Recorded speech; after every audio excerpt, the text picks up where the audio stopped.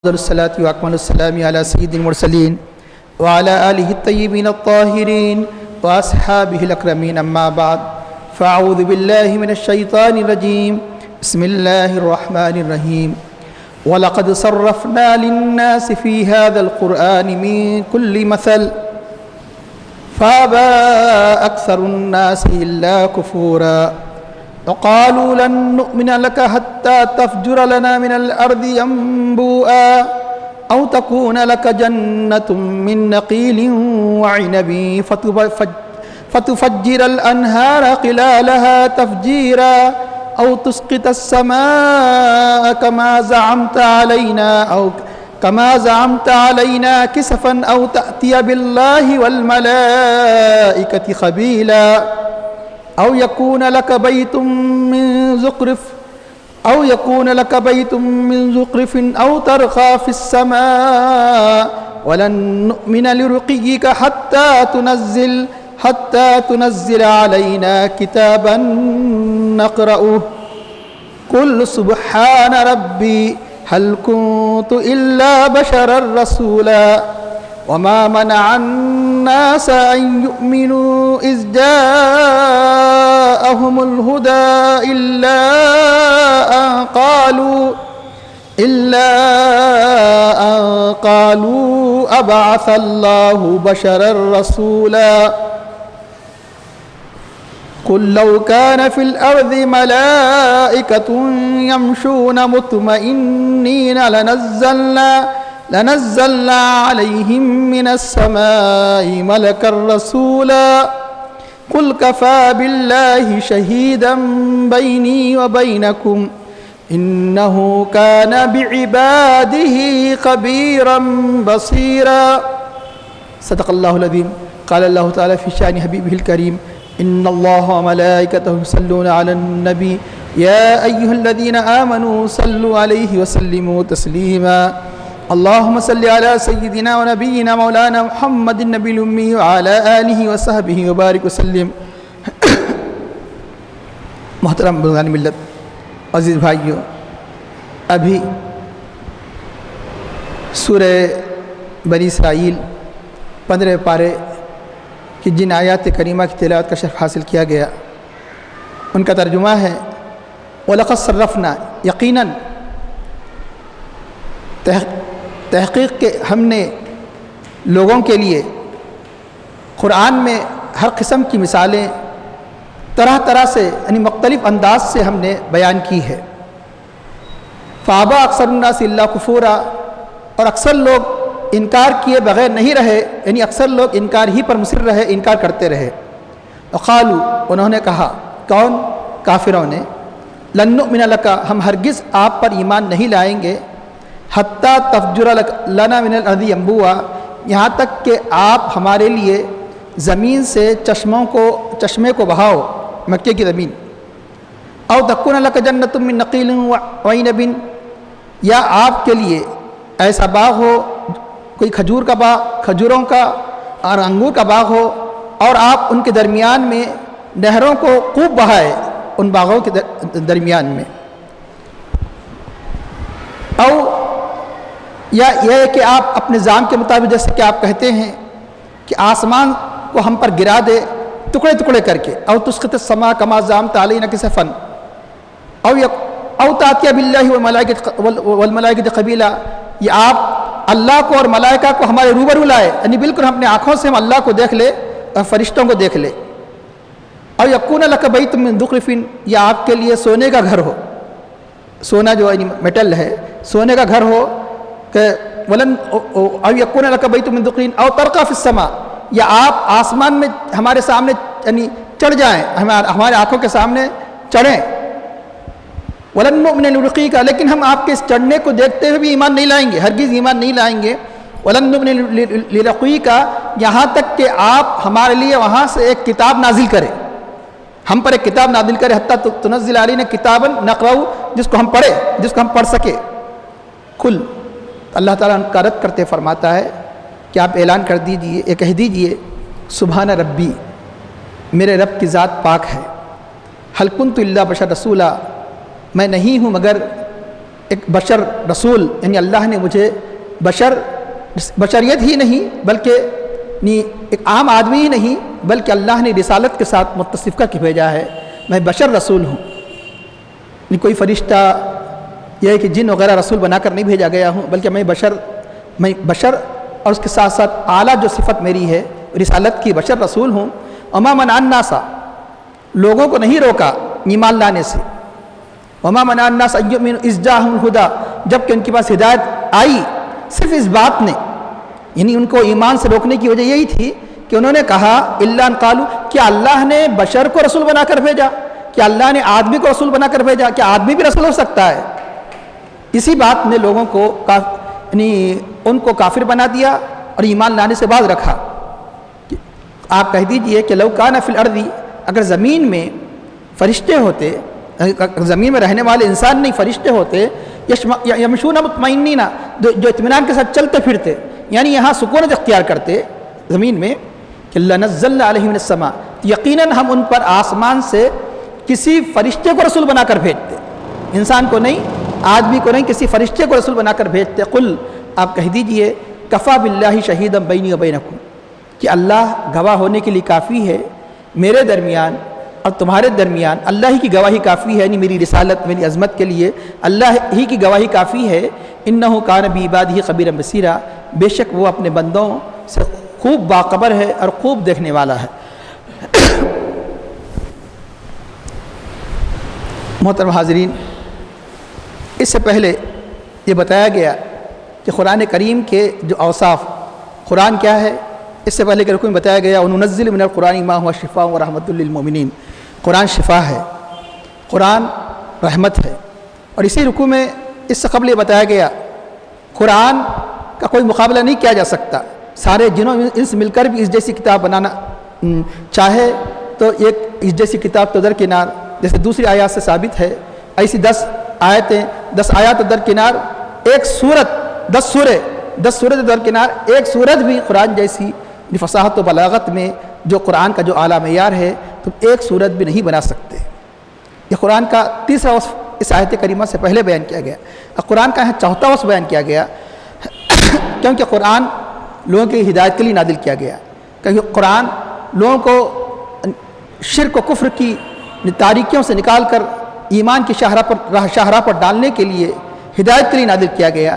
اس لیے اللہ تعالیٰ نے کسی مضمون کو انتہائی مغلق مبہم بیان نہیں کیا بلکہ کھلا اور ایک ایک بات کو مختلف انداز سے مختلف اسلوب سے. اس لیے بعض وقت آپ کو تکرار دکھائی، تکرار میں حکمت ہے، تکرار میں بعض کلمات کی کمی بیشی کی وجہ سے وہاں ایک نیا اسلوب پیدا ہو گیا، یعنی بات ایک ہی رہے گی لیکن بولنے کا انداز اسٹائل الگ الگ رہے گا، جس کو اسلوب اردو میں عربی میں کہتے ہیں، انگلش میں اس کو اسٹائل کہتے ہیں.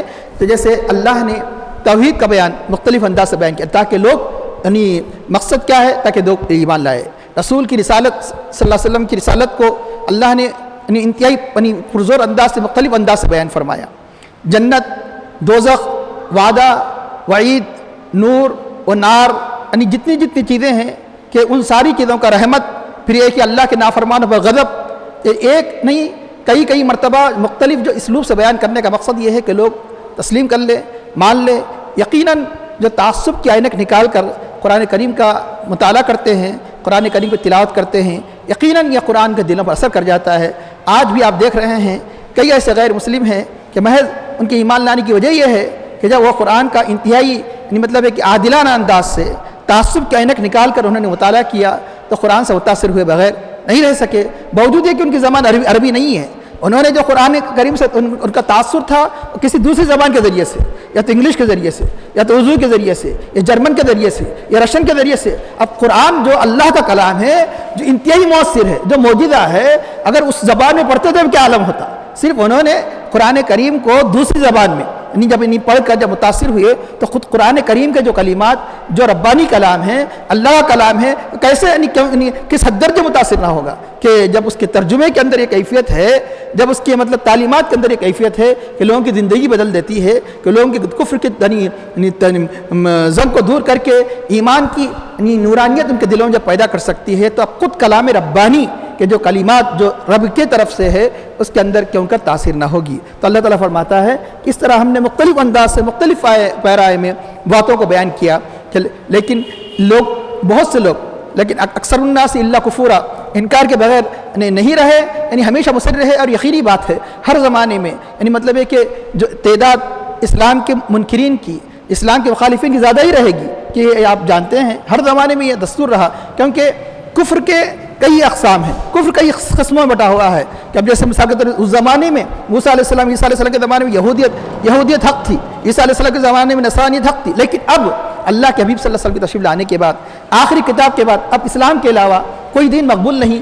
اس لیے یہ سمجھنے کے لیے اہل کتاب کہہ رہے ہیں وہ بھی کافر ہے، وہ بھی کافر ہے، نبی پر نہیں ماننے کی وجہ سے۔ کفر یہودیت کی صورت میں، کفر عیسائی کی صورت میں، کفر مشرکین کی صورت میں، کفر اور مختلف جو صرف توحید صرف وہی کہتے ہیں، صرف توحید سے نجات کافی نہیں جب تک کہ رسالت پر ایمان نہ لائے، آخرت پر ایمان نہ لائے۔ کفر کی کئی قسمیں ہیں، ان کئی قسموں کو دیکھتے ہوئے یقیناً جو مطلب ہے کہ اس اسلام کو ماننے والوں کی تعداد کمی ہوگی۔ اس لیے بتایا گیا، اس کا ایک ریشو بتایا گیا کہ جنت میں کتنے جائیں گے، 100 میں سے 99 دوزخ میں جائیں گے، 100 میں سے 1 جنت میں جائیں گے، یعنی اس کا جب تناسب جو ہے اس اعتبار سے یہ بالکل اللہ کا یہ قول حق ہے کہ لیکن اکثر لوگ انکار پر مصر رہے، تو انکار کرتے رہے، باوجود یہ کہ قرآن ایک کھلا معجزہ ہے۔ یعنی ساری کتابیں جتنی آسمانی کتابیں نازل ہوئی، جس سے توریت، زبور، انجیل، یہ سب ہدایت کے لیے نازل ہوئی، یعنی لوگوں کو ہدایت کے لیے، ایمان کے لیے نازل ہوئی۔ لیکن قرآن کریم کا مقصد صرف ہدایت ہی نہیں تھا، ہدایت کے ساتھ ساتھ ہمارے نبی پاک صلی اللہ علیہ وسلم کے معجزے کے طور پر نازل فرمایا۔ ایک وقت یہ کتاب ہدایت بھی ہے، یہ کتاب معجزہ بھی ہے، سرور کائنات صلی اللہ علیہ وسلم کا معجزہ ہے۔ اس لیے یہ بات کئی مرتبہ بیان کی جا چکی کہ ہر نبی کو معجزہ وہ دیا جاتا ہے کہ اس قوم پر اس کا اثر ہو۔ مثال کے طور پر موسیٰ علیہ السلام کو قرآن کی صورت میں معجزہ دیا جاتا ہے، توریت تو نازل کی گئی ہے لیکن قرآن جیسے فصاحت و بلاغت کا ایک اعلیٰ معیار ہے، اس طرح کا معجزہ دیا جاتا تو فرعون کی جو قوم تھی وہ کس فن میں ماہر تھی؟ فصاحت بلاغت میں نہیں تھی، وہ جادوگری میں تھی۔ اس لیے موسیٰ علیہ السلام کا مقابلے کا معاملہ آیا تو موسیٰ علیہ السلام نے کب دعویٰ کیا تھا، کب کہا تھا، کون سی ایسی بات بتائی تھی کہ جو انہوں نے کہا کہ یہ جو انہیں سمجھ میں آیا کہ یعنی جادوگر ہے، انہوں نے جادوگر کا جو الزام دیا، یہ کب؟ یہ تو مقابلے کے بعد پتہ چلا موسیٰ علیہ السلام جب عصا، ورنہ اس سے پہلے کبھی آپ نے عصا نہیں پھینکا تھا، اس سے پہلے کوئی عصا نہیں پھینکا تھا۔ کہ جب جادوگروں کو مقابلے کے لیے لایا گیا تو اللہ نے حضرت موسیٰ علیہ السلام کے ہاتھوں پر یہ معجزہ ظاہر فرمایا کہ ان کے عصا کو یعنی قصدے کی صورت میں تبدیل کر دیا، تو سارے سانپ کو کھا لیا۔ تو اب یقیناً فرعون نے جب موسیٰ علیہ السلام سے مقابلے کی سوچی تو کس یعنی سب سے پہلے کن کو یاد کیا؟ جادوگروں کو یاد کیا۔ کیوں؟ ان کا بڑا فن، ان کا بڑا کمال تو یہی تھا۔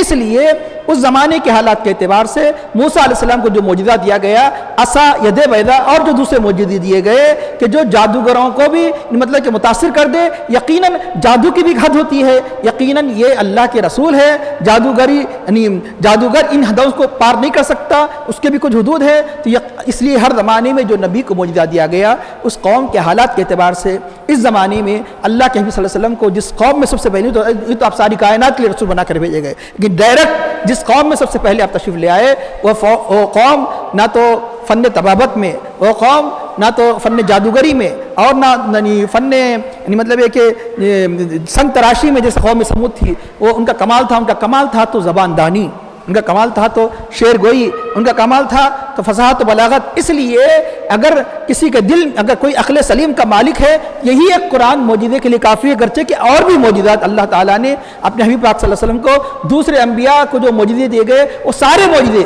بلکہ ان سے اعلیٰ انداز سے اللہ نے ان سارے معجزوں کو اللہ نے آپ کو عطا فرمایا، لیکن اس کے باوجود وہ ہر درمی پر قائم رہے، مختلف قسم کے فرمائشی معجزات کا مطالبہ کرتے تھے۔ اس کا مقصد ایمان لانا نہیں تھا، اس کا مقصد محض حسد، اناد، اس کا مقصد محض یعنی مطلب ہے کہ انکار تھا۔ تو چنانچہ اللہ تعالیٰ فرماتا ہے کہ اندازہ لگائیے کہ کیسی احمقانہ باتیں وہ کیا کرتے تھے، یہ ایسا کر دو، ایسا کر دو، ایسا کر دو، ایسا کر دو تو ہم ایمان لے آئیں گے۔ یہ ایمان یہ اس شخص، یہ ان لوگوں کا قول نہیں ہے، یہ ان لوگوں کی گفتگو نہیں ہو سکتی جن کے جو یعنی حقیقت کی تلاش رکھتے ہو، یہ تو محض اناد سے، محض حسد سے، محض ہر درمی سے اس قسم کا مطالبہ کیا کرتے تھے۔ آپ ایسا کر دیجئے، ہمارے لیے ایسا کر دیجئے۔ انہوں نے کہا کہ مکے کے پہاڑ کو اپنے جگہ سے پہاڑوں کو ہٹا دیجئے، ہماری زمین بہت تنگ ہو گئی ہے، زمین کو وسیع کر دیجئے۔ اس قسم کے مطالبے کے بعد جو آگے جو آیات میں جو بیان کیا گیا، اس قسم کے ان چیزوں کا ان وجودات کا آپ سے مطالبہ کیا، تو اس آیت کریمہ کا شاہ نزول یہ بتایا گیا۔ ایک مرتبہ حرم میں کفار نے مکہ کے سرداروں کا اجتماع ہوا، اور بڑے بڑے سردار جس میں ابو لہب، جس میں ابو جہل، عتبہ، شیبہ، ابی ابن قلف، ابو العاص، تقریباً 15 سرداروں کے نام بھی آئے ہیں تفاسیر میں، ان سارے جمع ہو کر کہے کہ چلو ہم اس نبی کو جو نبوت کا دعویٰ کرتے ہیں، سیدنا محمد صلی اللہ علیہ وسلم، یقیناً وہ نام لے کر انہوں نے پکارا، کو بلا کر کھلے طور پر بات کر لے تاکہ کوئی عذر و حجت باقی نہ رہے۔ تو اللہ کے حبیب صلی اللہ علیہ وسلم کے پاس ایک آدمی کو بھیجا گیا۔ اللہ کے حبیب اس خواہش میں کہ ہو سکتا ہے کوئی ایمان لے آئے، تو وہ مجمع میں اللہ کے حبیب صلی اللہ علیہ وسلم چلے آئے، تشریف لائے، تو انہوں نے کہا کہ تم نے ہمارے بتوں کے خلاف بہت کچھ کہا، تم نے ہمارے آبا اجداد کی بہت توہین کی، تم نے ہمارے خلاف بہت کیا۔ اگر اب صاف صاف ہم کہتے ہیں، اگر تم دولت چاہتے ہیں تو ہم اتنا پیسہ دیں گے، اتنا پیسہ دیں گے، مکے کی وادی میں تم سے بڑھ کر کوئی امیر نہیں ہوگا۔ اگر تم بادشاہ چاہتے ہیں تو ہم سب آپ کو اپنا بادشاہ تسلیم کر لیتے ہیں، اور اگر تم اور کسی قسم کی مطلب ہے کہ دنیا کی خواہش تمہاری ہے، پورے کریں گے۔ نعوذ باللہ، ان ظالموں نے یہاں تک کہہ دیا اگر کوئی جن کا تم پر اثر ہے، جن کا اثر ہے تو ہم اس کا علاج کرائیں گے۔ تو آپ نے فرمایا کہ مجھے دولت، سرداری، بادشاہت، دنیا کی کسی چیز کی خواہش نہیں ہے، میں تو اللہ کا رسول بنا کر بھیجا گیا ہوں، میں تو ماننے والوں کو جنت کی خوشخبری دینے والا اور انکار کرنے والوں کو دوزخ سے ڈرانے والا بنا کر بھیجا گیا ہوں۔ اگر میری اس دعوت کو مان لو گے تو تم خوش نصیب ہو جاؤ گے، تم نہیں مانو گے تو میں انتظار کرتا ہوں، میں صبر کرتا ہوں کہ اللہ میرے اور تمہارے درمیان میں فیصلہ فرمائے گا۔ یہ اس وقت اللہ تعالیٰ نے قرآن کریم کی اتنی کھلی طور پر اللہ کے حبیب صلی اللہ علیہ وسلم نے اپنے آنے کے مقصد کو بیان فرمایا، پھر بھی ان ظالموں نے نہیں مانا، اور فرمائشی انداز سے انہوں نے کہا کہ تقریباً 6 باتیں بیان کی، ایسا ہو جائے، ایسا ہو جائے، ایسا ہو جائے۔ مقصد یہ نہیں ہے، اگر واقعی مقصد یہ ہوتا تو اللہ کے حبیب سے کہ دست اقدس پر تو اللہ نے اس سے بڑھ کر محیی العقول معجزوں کا اللہ نے اظہار فرمایا، ظاہر فرمایا۔ یہ کوئی بات نہیں تھی، پانی کے چشمے بہانا کوئی بات نہیں تھی، یہ ہو سکتا تھا، لیکن اللہ تعالیٰ عالم الغیب والشہادہ ہے، وہ جانتا ہے۔ یہ محض مطلب یہ کہ یہ حقیقت کی تلاش، یہ حق کی تلاش کے لیے یہ مطلب کہ ایمان لانے کے لیے نہیں کہہ رہے ہیں، محض یہ کہ مطلب کہ ایک ہردرمی کے طور پہ یہ کہہ رہے ہیں۔ اس لیے ان کی فرمائشی اس معجزات کو جو انہوں نے طلب کیا تھا، اس مطالبے کو پورا نہیں کیا گیا، تو انہوں نے سب سے پہلے یہ بات کہی وقالوا لن نؤمن لك، ہم ہرگز آپ پر ایمان نہیں لائیں گے، یہاں تک کہ آپ اس زمین میں ایک چشمے کو جاری کر دیں، کیونکہ پانی عام طور پر وہ چشمہ ان کے پاس بہت بڑی نعمت سمجھی جاتی تھی، جبکہ پانی تھا ہی زمزم، تو خود زمزم بھی آپ کے آبا و اجداد خود آپ کی برکتوں سے، گرچہ کہ آپ اس عالم میں تشریف لے آئے لیکن برکتیں تو آپ کی تھی، آپ کی برکتوں سے جو چشمہ چھپ چکا تھا حضرت عبد المطلب کے ہاتھوں ظاہر ہوا، جو کئی سال تک، گرچہ کہ اسماعیل علیہ السلام کی خدمہ مبارک سے نکلا، لیکن کئی سال تک کوئی نام و نشان نہیں تھا۔ اب پڑھ لیجیے تاریخ، کئی سال تک لوگ زمزم کو نہیں جانتے تھے، پھر زمزم کن کی برکتوں سے، جو اللہ کے حبیب تشریف لانے والے ہیں، تشریف لانے سے پہلے ہی آپ کے دادا حضرت عبد المطلب کے ہاتھوں چشمے کو ظاہر فرمائے، تو وہاں کچھ دیر نہیں تھی اسے چشمہ کو جاری کرنے کے لیے، لیکن ان کی ہٹ درمی تھی، انہوں نے کہا کہ آپ ہمارے لیے کہ مکے کی زمین میں چشمے کو جاری کر دیجئے، پہاڑوں کو ہٹا دیجئے، جیسے کہ احادیث و روایت میں آتا ہے، یہاں صرف چشمے کو جاری کرنے کا ذکر ہے۔ او تکون لک جنت، یا یہ کہ آپ ہمارے لیے نہیں کرتے ہیں، اپنے لیے کر لیجئے، نہیں آپ کا ایک باغ ہو بڑا، اب ہمارے لیے کوئی اگر باغ نہیں بناتے، ہمارے لیے پانی جاری نہیں کرتے، اپنے لیے ایک باغ بنا لیجئے۔ او تکون لک جنت من نخیل، جس میں کھجوریں ہوں اور جس میں انگور ہو، انگور کے درخت، کھجور کے درخت، انگور کی بیلیں ہوں، اور ان انگور اور کھجور کے باغات کے درمیان آپ اس کے اندر بہت کثرت سے نہریں بہائیں، یعنی پورے مبالغے کے ساتھ ہے لفظ مبالغہ، فتفجر الانہار خلالہا تفجیرا، ایک فعل کے بعد جب اس کا ورب روٹ بیان کیا جاتا ہے تو وہاں بہت مبالغہ ہوتا ہے، کثرت سے نہریں جاری فرما دیں، انہارا خلالہا تفجیرا، یا یہ کر دیں آپ یا یہ کر دیں. اب رہا یہ کیوں کہا یہ ہر آدمی اپنے لیے کہتا ہے کہ میرے لیے یہ ہو, آپ کے لیے جبکہ یہ تو مخلص ہی نہیں تھا اللہ کے حبیب کے. اللہ کے حبیب آپ کے لیے ایسا باغات ہو اور آپ اس لیے یہ اس طرح اشارہ تھا کہ ہم جو آپ کے ساتھ حضرت بلال, جو آپ کے ساتھ حضرت صہیب, جو آپ کے ساتھ جو غریب صحابہ ہے, ہم بڑے بڑے سردار ہیں, ہمیں شرم آتی ہے آپ کے پاس آئے. ان کا مقصد یہ تھا جس طرح وہ خاک نشین ہیں نیچے بیٹھتے ہم بھی بیٹھے, اسے نہیں مطلب یہ کہ کھجور وغیرہ کی چھالوں کی چٹائی پر, بلکہ آپ کا جب باغ ہوگا تو ہم کو آنے میں شرم نہیں ہوں گے, آئیں گے آسانی سے. جب آپ کے باغ میں نہریں بہ رہی ہوں گی یعنی مطلب ہے کہ دنیا طلب تھی, دنیا طلبی تھی, دنیا کے حریص تھے, یعنی مطلب ہے کہ ان کے اندر حق کی تلاش نہیں تھی. اس لیے ہمیں شرم آتی ہے کہ آپ کے پاس آئے, اس لیے آپ کے پاس باغ ہو تو ہم چین و اطمینان سے آئیں گے. اور اس کے بعد انہوں نے کہا یہ کر دیجئے کہ یہ آسمان کے ٹکڑے ٹکڑے پر گرا دیجئے جیسا کہ آپ کا خیال ہے. جیسا کہ آپ کا کیا خیال ہے, یہ کون کہا گیا؟ بات یہ تھی کہ اللہ تعالیٰ فرمایا تھا کہ ان نشا نقصف بھی ملا, اگر چاہے تو ہم لوگوں کو زمین میں دھسا دے کافروں کو, اور یا چاہے تو ہم آسمان کو ان کو ٹکڑے ان پر کیا بولتے ہیں عذاب بنا کر اور نسخت علیہم یا ان پر آسمان کے کو ٹکڑے ٹکڑے کر کے ان پر گرا دے. یعنی اگر ہم چاہے تو کر سکتے ہیں, لیکن اللہ نے کیوں نہیں کیا؟ دوسروں کے ساتھ ایسا ہوا بھی کہ آسمان سے ایسا عذاب آیا کہ بستی کو الٹ دیا گیا, بارشوں کے ذریعے سے یعنی تباہ تارات کر دیا طوفانوں کے ذریعے سے. اس لیے یہ سب اس لیے نہیں ہوا کہ گویا اللہ کے حبیب فرما رہے ہیں کہ اس لیے نہیں, اللہ نے مجھے رحمت بنا کر بھیجا ہے, ورنہ میں اللہ سے مطالبہ کر سکتا. گویا اللہ کے حبیب زبان ہاتھ سے کہہ رہے تھے میں اللہ سے تمہارے ایمان کے لیے سب کچھ کر سکتا ہوں. لیکن بات یہ ہے کہ کئی مرتبہ یہ بات بیان کی جا چکی ہے کہ جب یعنی کافروں کے فرمائشی معجزے کے مطابق اگر نبی کے دست اقدس پر وہ معجزہ ظاہر ہو جاتا ہے اور وہ قوم نہیں مانتی, اس قوم کو ہلاک و تباہ کر دیا جاتا ہے. یہ اصول ہے اللہ تعالیٰ, یہ اصول ہے, قانون الہی ہے کہ نبی سے کسی معجزے کا مطالبہ کیا گیا اور قوم اس پر ایمان نہیں لاتی, اس قوم کو تہس نہس کر دیا جاتا ہے. کیسے؟ حضرت عیسیٰ علیہ السلام سے انہوں نے فرمائش کی تھی. کون؟ عیسائیوں نے کیا فرمائش کی تھی کہ ہمارے لیے آسمان سے ایک دسترخوان نازل کر دیجیے تاکہ ہمارے اگلے اور ہمارے پچھلے والوں کی عید ہو جائے. اللہ نے فرمایا ٹھیک ہے میں کروں گا. آسمان سے دسترخوان آنا, اس میں کھانا پانی سب ہونا, گرم گرم روٹیاں, جو مطالبہ کیا تھا انہوں نے. لیکن کیا کیا اللہ تعالیٰ نے؟ کیا فرمایا؟ قال اللہ 7 پارہ پڑھ لیجئے. اللہ نے فرمایا انی منزل علیکم, یہ دسترخوان میں نازل کروں گا. اس لیے اس سورہ کا نام ہی کیا ہے؟ مائدہ, ٹیبل, کھانے کا دسترخوان.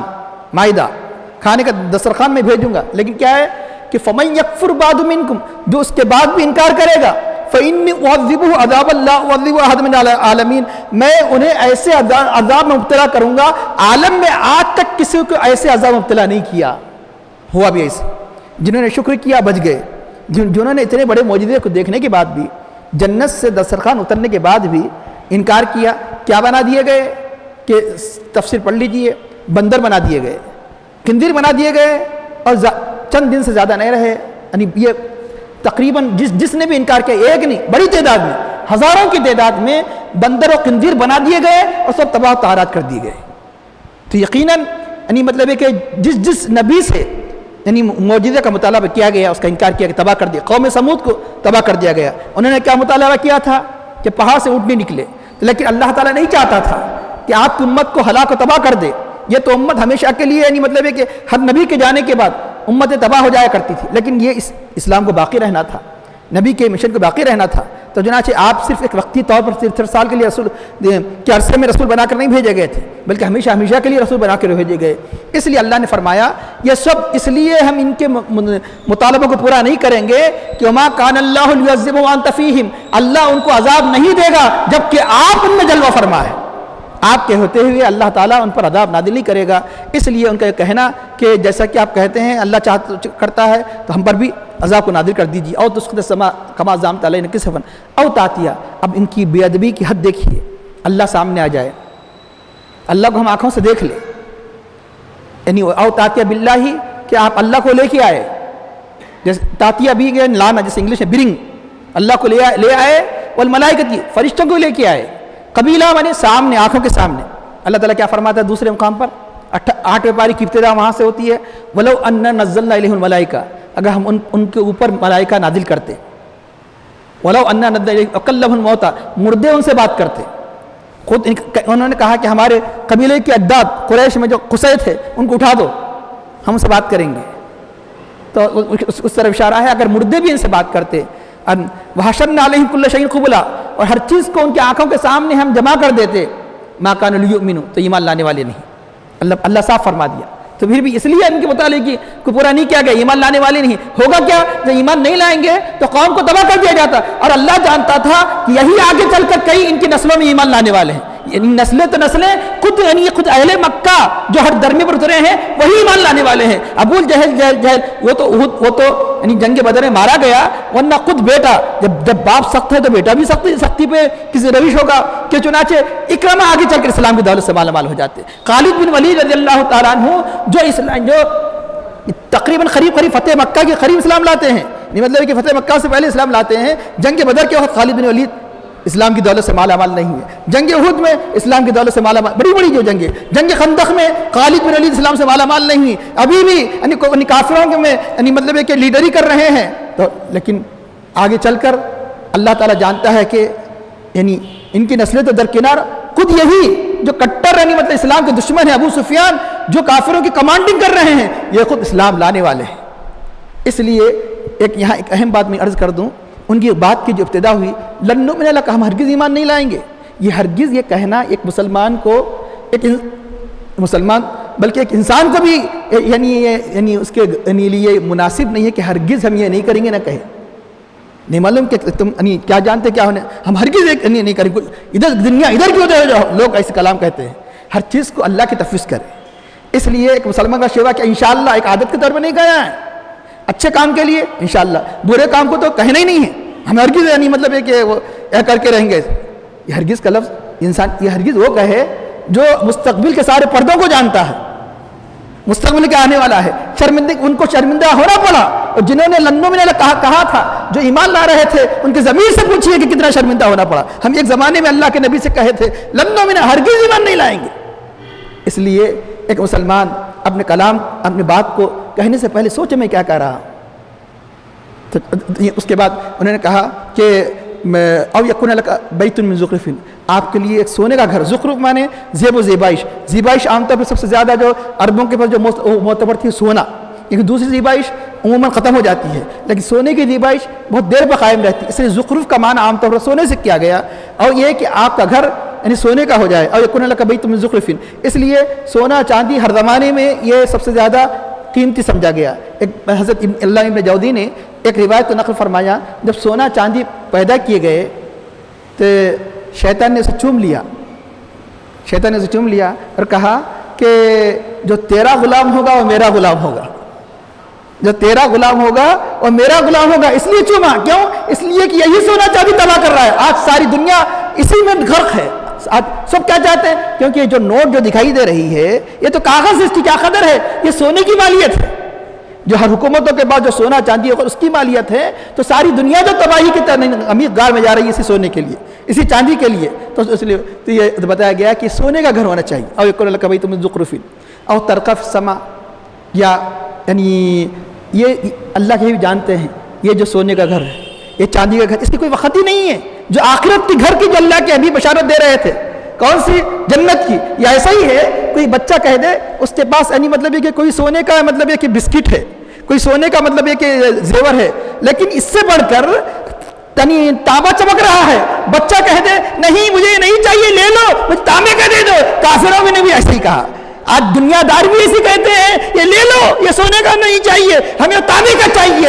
آج بھی ہم آخرت کو چھوڑ کر دنیا پہ ایسے ہی فریفتہ ہو رہے ہیں جو نادان بچے فریفتہ ہوتے ہیں تانبے کو چمکتے ہوئے دیکھ کر. ہمیں تانبے کا زیور دے دو، یہ سونا لے لو.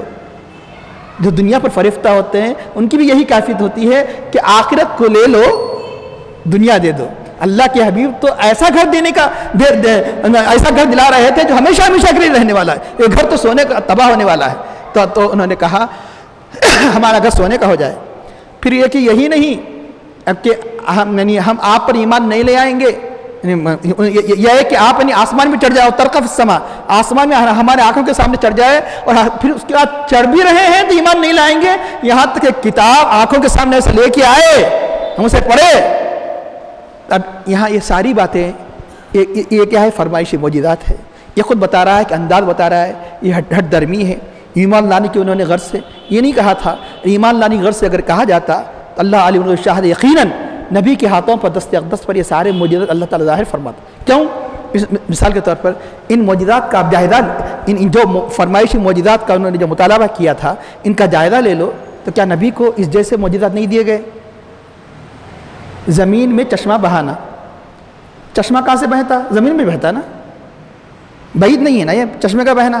یہ بات اور ہے کہ آپ جہاں چاہے نہیں بہا سکتے، اللہ کی مشیت سے جہاں چاہے تو بہتا ہے، لیکن زمین چشمے کی جگہ ہے. اب کوئی یہ کہے کہ لکڑی سے چشمہ بہانا یا غیر معقول بات ہے، کیونکہ لکڑی محل ہی نہیں ہے. لکڑی سے پانی بہتا ہے، محل ہی نہیں ہے اس کا. وہ پانی کا محل کیا ہے؟ زمین ہوں گا.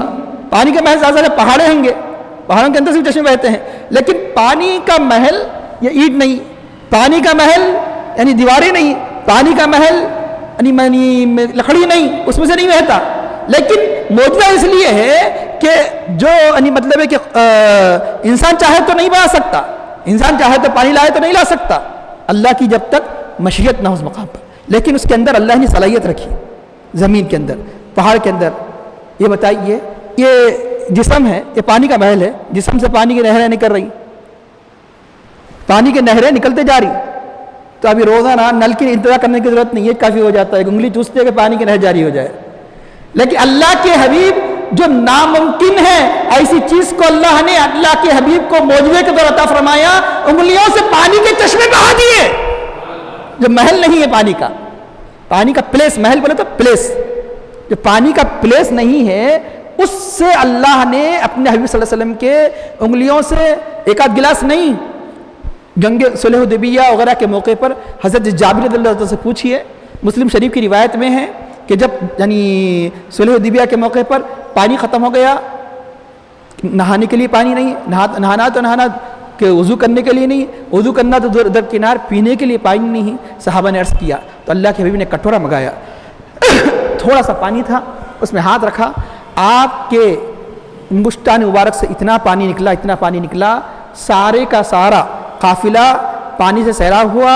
اپنے جانوروں کو نہ خود سیراب ہوا، جانوروں کو پلایا، مشکلیں بھر لیے. حضرت جابر جو اس حدیث کے راوی ہے، مسلم شریف کی روایت ہے، پوچھا گیا کہ آپ لوگوں کی تعداد کیا تھی؟ آپ نے فرمایا کہ حدیث کی روایت ہے 1400 یا 1500 تھے. پھر حضرت جابر فرماتے ہیں کہ اگر 1,00,000 بھی ہوتی تو کافی ہو جاتے، لیکن جب ضرورت ختم ہو گئی تو اللہ کے حبیب صلی اللہ علیہ وسلم نے کٹورے سے اپنے دست اقدس کو نکال لیا. ایک مرتبہ بھی حضور سے معجزہ اگر ظاہر ہو گیا تو کافی ہے ہمارے ایمان کے لیے. لیکن ہماری ایمان کی مضبوطی کے لیے ایک وقت نہیں، 2 وقت نہیں، 3 وقت نہیں، سیرت کی کتابیں پڑھنے والے جانتے ہیں، جو تاریخ کا گہرا مطالعہ رکھنے والے جانتے ہیں، 13 موقعوں پر ایسے مختلف 13 ٹائمز اللہ کے حبیب کے دست اقدس سے آپ کی انگلیوں سے پانی نکلا. ورنہ ایک مومن کے لیے تو ایک مرتبہ نکلنا کافی ہے.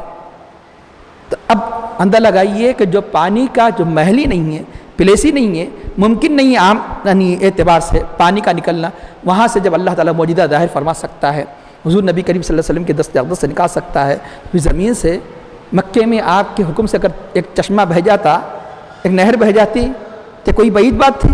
نہیں تھی، ہو سکتا تھا. لیکن اللہ کے حبیب اللہ کی مشیت کے خلاف کچھ نہیں کرتے. اللہ چاہتا ہے تو نبی کرتے ہیں، وہ وہی کہتے ہیں جو اللہ چاہتا ہے، وہ وہی کرتے ہیں جو اللہ چاہتا ہے.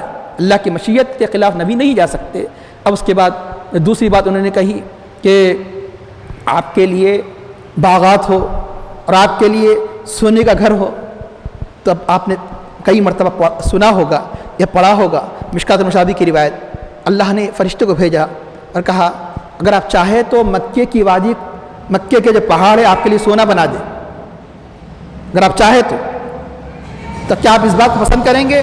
اگر آپ چاہے تو ہم آپ کو ملک اور نبی بنا دیں. کیسے نبی؟ بادشاہ نبی، کیونکہ بادشاہ کے نبوت جمع ہوتی نا، جیسے سلیمان علیہ السلام.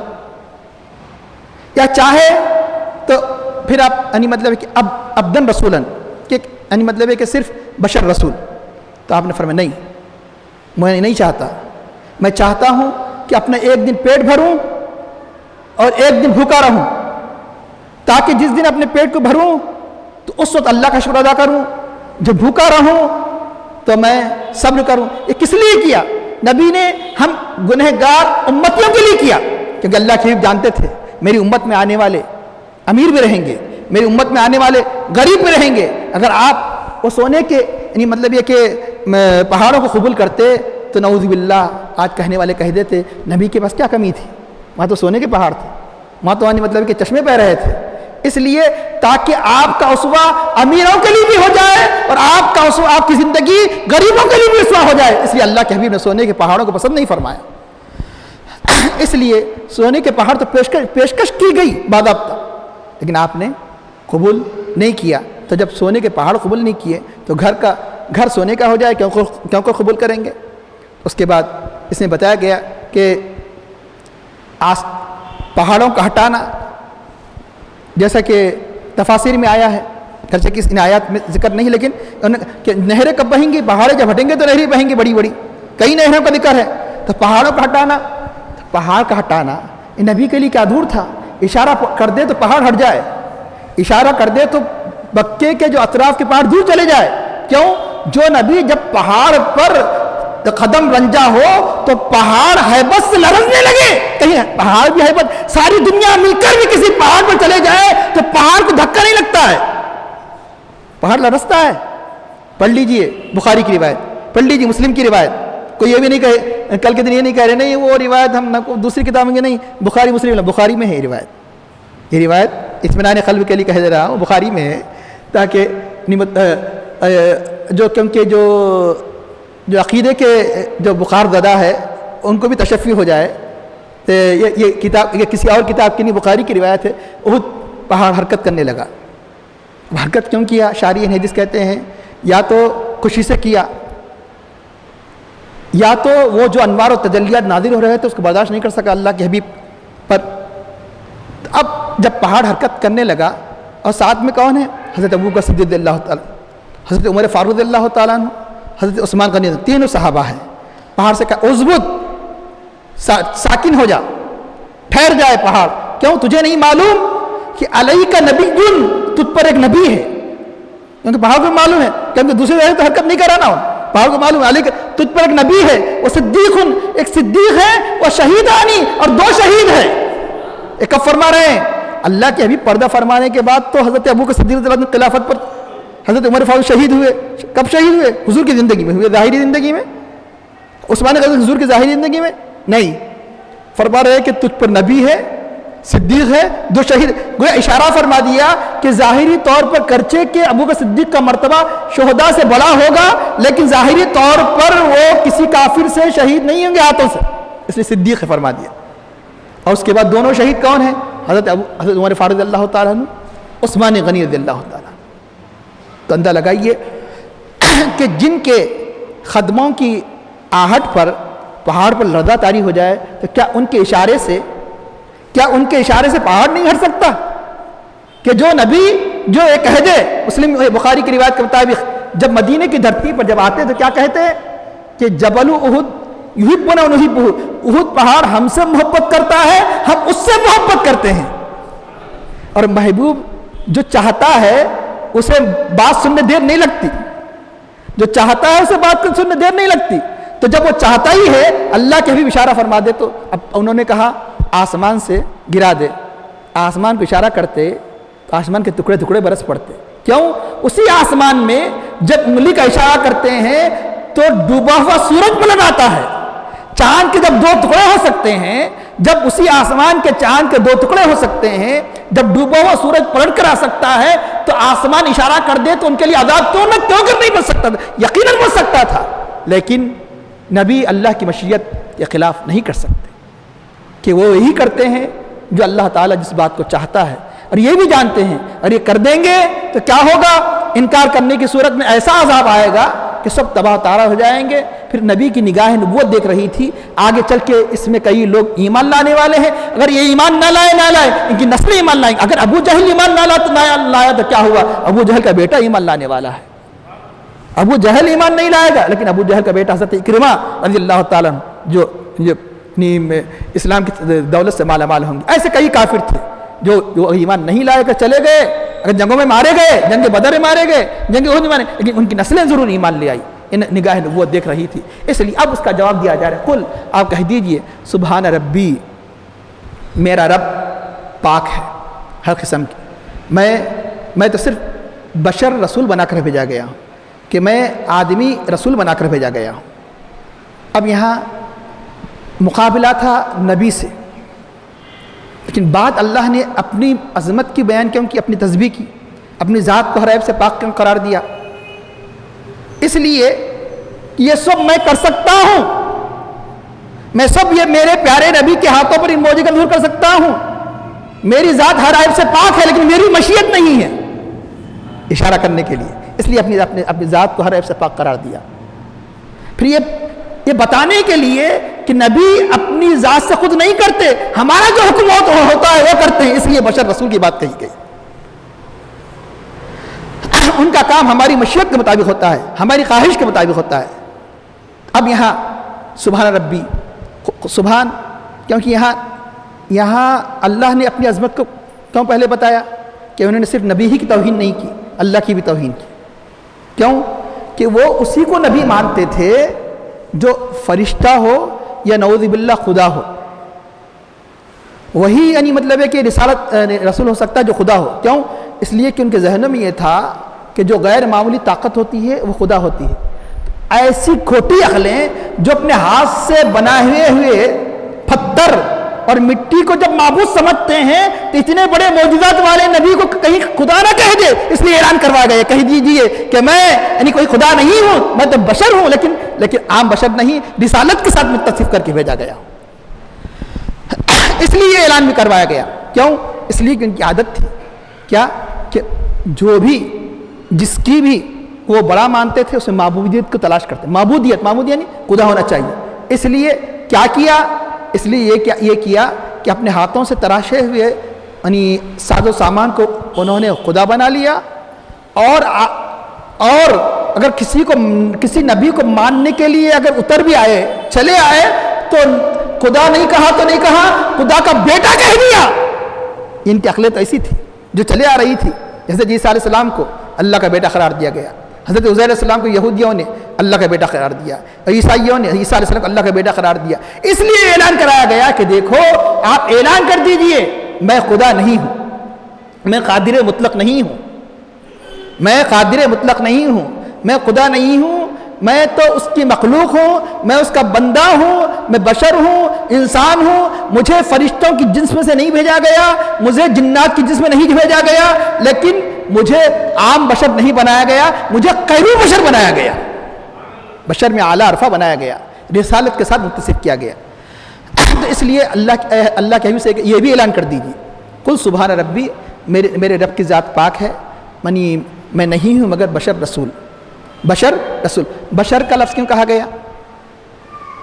تاکہ توحید کے عقیدے کو مضبوط، صحابہ سے بڑھ کر توحید کے عقیدے کو کون جانتے تھے؟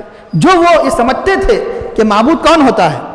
تعلیم تو ان کو دینا ہے، وہاں معبود کون ہوتا ہے یہ بتانے کے لیے کہ دیکھو، یہ بتانے کے لیے کہ میں قادر مطلق نہیں ہوں، میرے سارے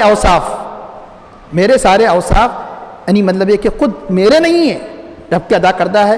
یہ بتانے کے لیے کہ میں رب نہیں ہوں، میں خدا نہیں ہوں، میں قادر مطلق نہیں ہوں، میں مؤثر حقیقی نہیں ہوں، بشر کہا گیا. یہ بتانے کے لیے میں مجبور بھی نہیں ہوں، یہ بتانے کے لیے میں مجبور بھی نہیں ہوں، یہ بتانے کے لیے تمہارے جیسا ناتوا نہیں ہوں، اور مجھے اللہ نے بے شمار کمالات اختیارات دیے گئے ہیں. اس لیے اے حبیب بشر کے ساتھ لفظ رسول بھی کہہ دو. ہم کلمہ پڑھتے عبدہ و رسولہ، عبدہ میں یہ اعلان ہے وہ رب نہیں ہے. اشہدو ان محمد عبدہ و رسول، وہ رب نہیں ہے، رب کے بیٹے نہیں ہیں. رسولہ کے ذریعے سے اعتراف کرتے ہیں رب سے جدا بھی نہیں ہے، یعنی سارے کے سارے کمالات دے کر بھیجے گئے ہیں، مجبور بنا کر نہیں بھیجے گئے ہیں بلکہ مالک بنا کر بھیجے گئے ہیں. یہ عبد بتاتا ہے کہ مستقل طور پر مالک نہیں، کچھ ذات سے مالک نہیں، یعنی مطلب یہ کہ وہ بندے ہیں. لیکن لفظ رسول بتاتا ہے کہ اللہ کے پاس اختیارات لے کر آئے ہیں، کمالات لے کر آئے ہیں، معجزات لے کر آئے ہیں کہ اللہ نے ایسے ایسے اوصاف عطا فرمائے ہیں جو کسی مخلوق کو ایسے اوصاف نہیں دیے گئے. اس لیے لفظ بشر بھی کہا گیا رسول بھی کہا گیا، بلکہ آگے چل کے کہا جاتا ہے کئی لوگوں کو ایمان سے کس بات نے روکا؟ اسی بات نے روکا کہ بشر رسول نہیں ہو سکتا۔ لوگوں کو نہیں روکا، ایمان لے آئے جبکہ ہدایت آ چکی ہے، مگر اسی بات نے کہ انہوں نے کہا کہ کیا اللہ نے بشر کو رسول بنا کر بھیجا گیا ہے؟ وہ سمجھتے تھے کہ جب رسول ہو تو فرشتہ ہو، انہیں یہ بھی نہیں معلوم کہ جنس سے مانوس ہوتی ہے، ایک جنس سے مانوس ہوتی ہے، غیر جنس سے مانوس نہیں ہوتی، غیر جنس سے یعنی ایک جنس غیر جنس سے مانوس نہیں ہو سکتا۔ انسان سے مانوس ہو سکتا ہے، انسان حیوان سے مانوس نہیں ہو سکتا، حیوان انسان سے مانوس نہیں ہو سکتا، یہ عادت ہے، تو انسان یعنی فطرت ہے، یعنی یہ اللہ کا قانون ہے۔ تو یقیناً فرشتہ ہوتا تو کیا کہتے؟ فرشتے کی طبیعت نہ کھاتا ہے، نہ پیتا ہے، نہ سوتا ہے، پھر فرشتے کی اطاعت کیسے کریں ہم؟ ارے نہ تو انہیں نیند آتی ہے نہ کھانا پینا، ہمارے لیے سب قوانین کیوں؟ اس لیے اللہ نے نبی کو ایسا بھیجا کہ تاکہ ان کی زندگی کے شب و روز ہمارے لیے ہدایت بن جائے، اسوہ بن جائے۔ اس لیے نبی حکم دیتے ہیں، خود کر کے بتاتے ہیں، نماز پڑھنے کا حکم دیتے ہیں، نماز پڑھ کے بتاتے ہیں نماز کیسے پڑھی جائے، روزہ رکھنے کا حکم دیتے ہیں، روزہ رکھ کے بتاتے ہیں کہ کیسے روزہ رکھا جائے، یعنی حج کا حکم دیتے ہیں، حج کر کے بتاتے ہیں۔ اور فرشتے کھانے پینے وغیرہ اور بہت سی چیزوں سے پاک ہے، اس لیے فرشتے کی جنس سے نبی نہیں ہو سکتا۔ ہاں فرشتے کے لیے ہدایت کا سبب بن سکتا ہے، جن کے لیے ہدایت کا سبب ہو سکتا ہے، لیکن انسان کو اللہ نے یہ شرف عطا فرمایا کہ جب انسان کو اللہ نبی بناتا ہے تو وہ انسانوں کا بھی یعنی مطلب ہادی ہوتا ہے، اور جنوں کا بھی، اور فرشتوں کا بھی ہادی ہوتا ہے۔ اسے اللہ اتنی قدرت انسان کو عطا کی ہے کہ وہ سب کا رسول بن جائے۔ اس لیے ہمارے نبی صرف انسانوں ہی کے رسول نہیں، انسانوں کے بھی رسول ہیں، جنوں کے بھی رسول ہیں، فرشتوں کے بھی رسول ہیں۔ اس لیے نبی فرشتوں کی جن سے نہیں بنائے گئے، نبی یعنی مطلب ہے کہ جنوں کی جن سے نہیں بنائے گئے، نبی انسانوں کی جن سے اس لیے بنائے گئے کہ انسان کو اللہ نے ساری مخلوق میں اشرف بنایا۔ وہ سب کا نبی ہو سکتا ہے، لیکن جن ہی کا ہوگا، فرشتہ ہوگا تو فرشتہ ہی کا ہوگا۔ اس رہا ہے ان کے پاس یہ بات بعید تھی، کیا بعید؟ بشریت رسالت جمع نہیں ہو سکتی، بشریت رسالت جمع نہیں ہو سکتی۔ تو یہاں اللہ تعالیٰ فرماتا ہے کہ آپ یہ کہہ دیجئے اگر زمین میں فرشتے رہتے ہوتے، فرشتے سکونت اختیار کرتے، تو یقیناً ہم یہاں پر جس رسول کو بھیجتے، کس کو بھیجتے؟ فرشتے کو رسول بنا کر بھیجتے۔ لیکن زمین میں کون رہتے ہیں؟ اس سے پتہ چلا کہ فرشتے صرف ہمارے یعنی مصلحتوں کے لیے آتے جاتے، رہنے کے لیے نہیں آتے، ورنہ فرشتوں کے نہیں بڑے پیلیسز بھی ہوتے، یہ فرشتہ وہاں رہتا ہے، فرشتہ وہاں رہتا ہے، فرشتہ رہتا ہے۔ فرشتے جو آتے ہیں محض ہمارے لیے آتے ہیں، یہ اللہ کا کرم ہے، اللہ کے حبیب کے صدقے میں، وہ رہنے کے لیے نہیں آتے، بود باش کرنے کے لیے نہیں آتے۔ اب بولیں گے فرشتے آتے نہ چلتے نا، پھر قرآن میں کہہ رہا اگر فرشتے چلتے تو چلنے کے ساتھ مطمئن نہیں، نہ پورے اطمینان کے ساتھ رہنا چلنا۔ یہ کون کہتا ہے؟ جو سکونت کا ارادہ ہے وہی اطمینان کے ساتھ رہتا ہے، سکونت کا ارادہ ہے تو اس اطمینان کے ساتھ رہتا ہے۔ اور تو اب جو سکونت کا ارادہ نہیں ہے، کسی مصلحت کے لیے آتا ہے، تو باضابطہ مستقل طور پر اطمینان کے لیے نہیں آتا ہے۔ اس لیے آپ کو سفر میں ہیں، ارے سکونت کا ارادہ کیونکہ مستقل نہیں ہے، کیسا ہی آپ کے گھر سے اعلیٰ فلیٹ ہو، اعلیٰ وہاں یعنی مطلب ہے کہ سہولتیں ہوں، پھر بھی آپ بے چین رہتے ہیں، کیا؟ اپنے اس سے کمتر گھر کی کب جاؤں میں، اپنے بیوی بچوں سے کم ملوں، کیوں؟ کہ وہاں رہنے کے لیے نہیں ہے۔ فرشتے بھی آتے ہیں، کتنی ہی دیر کیوں نہ ہو، پوری شب قدر میں رات بھر کیوں نہ ہو، لیکن وہ رہنے کے لیے نہیں آئے، ہمارے لیے آئے، اور رحمتوں برکتوں کو لٹانے کے لیے آئے ہیں۔ تو اس لیے تو یہ بلکہ یہ ایک بات ذہن نشین کر لیجئے، یہاں اللہ تعالیٰ نے کیا فرمایا؟ اللہ کے حبیب نے خود نہیں کہا، خود بھی کہہ سکتے تھے، خود نہیں کہا میں بشر کہہ لو۔ اس شبے کو دور کیا گیا، بشریت اور رسالت جمع ہو سکتی ہے۔ اور کافر کیا سمجھتے تھے؟ رسول بشر نہیں ہو سکتا، رسول بشر نہیں ہو سکتا۔ نعوذ باللہ، نبی کا کلمہ پڑھ کر، نبی پر ایمان کا دعویٰ کر کے بعض یہ کہتے ہیں کہ بشریت اور نور جمع نہیں ہو سکتے۔ اللہ نے ان کی تردید کیا، جس طرح بشریت رسول رسالت جمع ہو سکتی ہے، بشریت اور نورانیت بھی جمع ہو سکتی ہے۔ جس طرح نور بشر ہو سکتا ہے، بشر نور ہو سکتا ہے، بشر رسول ہو سکتا ہے، جیسے رسالت و بشریت یہ دونوں کنٹریڈکٹری، دونوں یعنی مطلب تضاد نہیں ہے اس کے اندر، اسی طرح بشریت اور نور ہونا اس میں تضاد نہیں۔ بشر اور نور کیسے؟ ایک مومن نہیں کہہ سکتا، جیسے کافر ایسا ہی جیسے کافر کہہ دے کہ رسول اور بشر کیسے، رسول اور بشر کیسے، بشر اور نور کیسے؟ ایک مومن کا یہ کلام نہیں ہے، یہ مومن کا قول نہیں ہونا چاہیے قرآن کریم پر ایمان لانے والے کا۔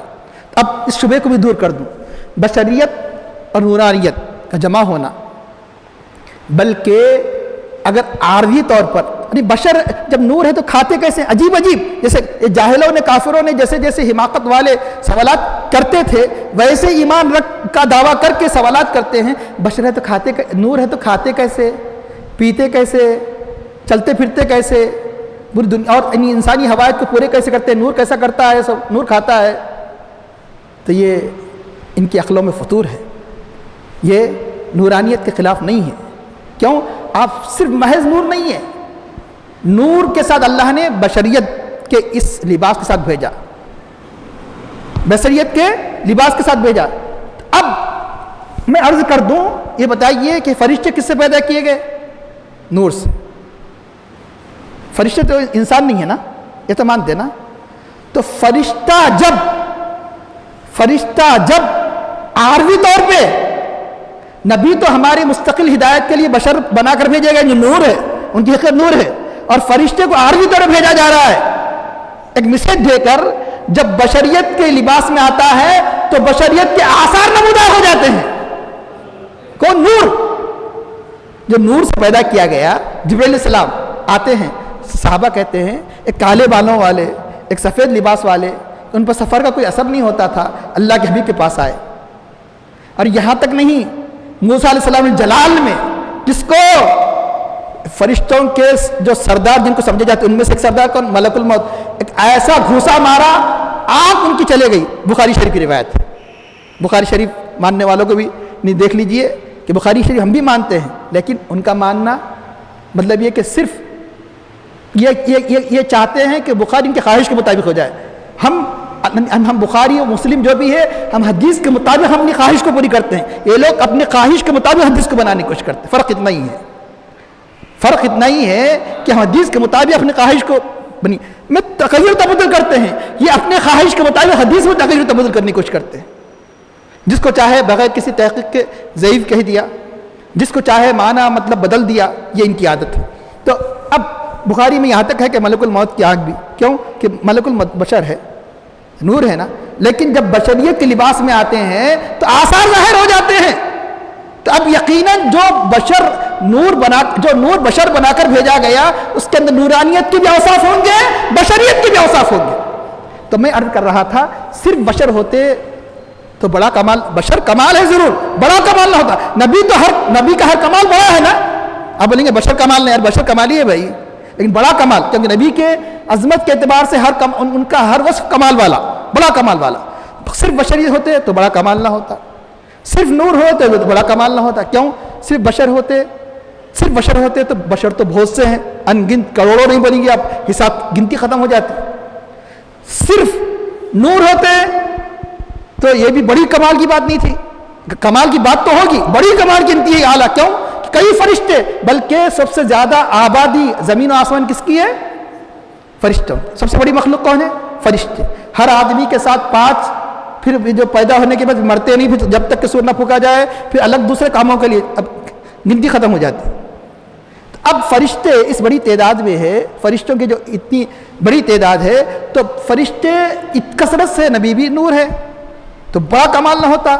اس لیے اللہ نے آپ کو بشر بھی بنایا، نور بھی بنایا، تاکہ آپ کی بشریت نورانیت کے لیے معجزہ بن جائے اور آپ کی نورانیت بشریت کے لیے معجزہ بن جائے۔ کیوں؟ بشر ہو کر آسمان پر جائے، معجزہ۔ بشر ہو کر یعنی مطلب ہے کہ چاند کو اشارہ کر دے، ٹکڑے ہو جائے، معجزہ۔ بشر ہو کر اگر یعنی کنکری کو کہہ دے تو کلمہ پڑھ لے، بشر ہو کر گواہ بھی آپ کی گواہی دے دے، بشر ہو کر یعنی حکم دے دے تو پلٹا ہوا سورج پلٹ کر آئے، ڈوبا ہوا سورج پلٹ کر آئے۔ اور بشر کے لیے یعنی کوئی یعنی احد پہاڑ لرزے میں آ جائے، بے شمار آپ معجزات گناتے چلے جائیے بشر ہو کر، تو بشریت کے معجزات۔ اور نور ہو کر کھانا کھائے، نور نہیں، فرشتے کھانا کھاتے، نور ہو کر پانی پیے، نور ہو کر اس زمین پر بود و باش اختیار کرے، نور ہو کر جو بشریت کے اور جو حوائج ہیں جو اس کو اختیار کرے۔ تو یہ جو آپ نور ہو کر بھی یہ کام کر رہے ہیں، یہ معجزہ بشریت کے اعتبار سے، نورانیت کے اعتبار سے آپ کا دندان مبارک شہید ہو رہا ہے، آپ کا دندانی وار شہید ہو رہا ہے، یہ کس کے اعتبار سے؟ نور ہو کر دندانی وار شہید ہو رہا ہے، معجزہ۔ اس لیے ہم کہتے ہیں اللہ نے آپ کو بشر بھی بنایا، نور بھی بنایا، تاکہ آپ کا نور ہو جانا بشریت کے لیے معجزہ بن جائے، تاکہ آپ کا بشر ہونا آپ کے نور ہونے کے لیے معجزہ بن جائے۔ اس لیے سچ کہا حضرت سعدی نے، کیا کہا کہ لا يمكن الثناء كما كان حقه بعد خدا بزرگ توئی قصہ متصر یا صاحب الجمال ویا سید البشر من وجهك المنیر لقد نور القمر لا يمكن الثناء كما كان حقه لا يمكن الثناء كما كان حقه بعد خدا بزرگ توئی قصہ متصر کہ آخر میں دعا کرتا ہے اللہ ہمیں ان آیات کریمہ کو سمجھنے اور اللہ کے حبیب پر جیسا کہ تو نے اے اللہ ہم سے مطالبہ ایمان کا لانے کا کیا ہے ویسے ایمان لانے کی توفیق عطا فرما، صحابہ کرام کا جیسا جذبہ و اثار استقلال ہمیں نفس پیدا فرما، اور ہمیں سرور کائنات صلی اللہ علیہ وسلم سنتوں کی پابندی کی توفیق عطا فرما، اور ہمیں اپنے عوامی کا پابند نواز سے اجتناب کی توفیق عطا فرما، اور ہماری باتوں میں خشوع خضوع اخلاص عطا فرما، اور ہمیں عقل حلال سے مخالف کی توفیق عطا فرما، اور ہمارا خاتمہ بالخیر فرما۔ صلی اللہ تعالیٰ علی خیر خلقہ سیدنا مولانا محمد وعلی آلہ وصحبہ اجمعین برحمتک یا ارحم الراحمین والحمد للہ رب العالمین۔